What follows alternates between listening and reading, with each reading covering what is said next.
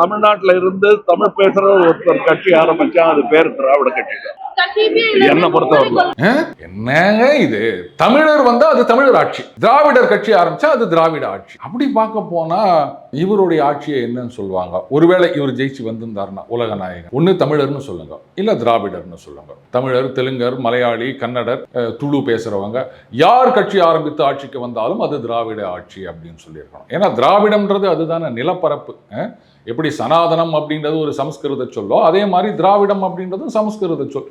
இன்னி வரைக்கும் அதுக்கு ஒரு சரியான தமிழ் வார்த்தையை நாம இது பண்ணணும். திராவிடத்துக்கு இன்னும் ஒரு தமிழ் வார்த்தையை இவங்க கண்டுபிடிக்கல. அது வேற சொன்னார், வாழ்த்து சொல்லும் போது இந்த திட்டங்கள் எல்லாம் தொடர வேண்டும் அப்படின்னு சொன்னேன். அந்த திட்டங்கள் தொடர்கின்றன, அதனால இது நம்ம ஆட்சி தான் அப்படின்னு. பார்த்துப்பா, கழக உடன்பிறப்புகள் யாராவது நம்ம ஆட்சின்னு நினைச்சிட்டு வழக்கம் போல ரெக்கமெண்டேஷன் போய் நின்றுறாதீங்க.